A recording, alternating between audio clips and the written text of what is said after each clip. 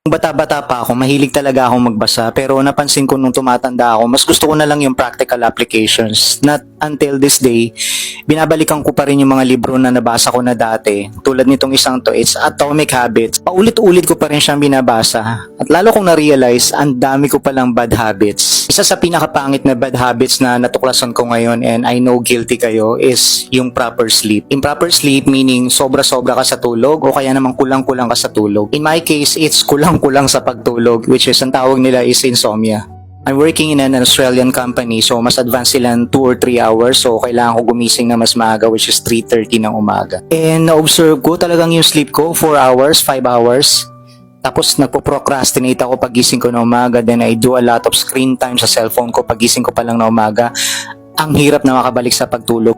There are also cases ng mga tao na sobra-sobra sa pagtulog. They tend to sleep more than 9 or 10 hours. I'm not a doctor, I'm not also a sleep specialist, but as we know, a doctor's recommendation for sleep is between 7 to 9 hours. Now, too much sleep, which is more than 9 to 10 hours, is hypersomnia, and this will lead and this is risk for dementia. So, kung nakakaranas ka ng oversleeping or hypersomnia, you have to ask yourself what's making you tired.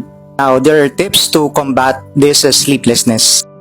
First is to have a fixed pattern when it comes to sleep. Next, ito yung pinakamahirap sa lahat. No screen time before you're sleeping at least 1 hour. No cell phone, no movies. Ito pa, we can also adjust our physical activity bago matulog. Say you're doing jogging, walking, or gym.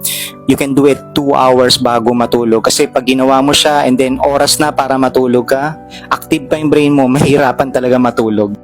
Tanong ko sa iyo, anong oras ka ba huling kumakain sa gabi? Anong oras ka natutulog pagkatapos mong kumain? O kasi ginagawa ko talaga alas 6 ng gabi o alas 7 para 9 o'clock or 10 o'clock set na ako matulog. Isa pa is maligo bago matulog. You need to consider also your bedroom. So dapat ventilated siya. At kung maaari, madilim or medyo dim light. Before you sleep, you can also exercise a proper breathing technique. So, you breathe in 4 seconds, and then hold it for 4 seconds, and then exhale it for 4 seconds. Gawin mo at least 5 to 10 times, and then it will actually regulate your mood, and then bigla ka nala antokin. Finally, ito yung pinaka-importante, contact God, have a mutual relationship with God, and then meditation. Sobrang effective niyan. So, wag na tayo magbilang ng 100 na tupa bago tayo makatulog. We can actually count all the blessings for the entire day, then we can thank God, we can praise God for all what happened all throughout the day. Sleep deprivation is happening everywhere. It's happening to everyone, and hindi natin masyadong binibigyan ng pansin. We actually neglect it every day. And then, kapag nag-self-check ka, magugulat ka na lang, teka, araw-araw pala ako nakatulog ng 3 or 4 hours. Due to some circumstances, ko yung mga tao na hindi talaga nakakabuo ng ganong oras or nakaka-straight ng tulog, the tendency they also do nap, or ang tawag nila is idlip.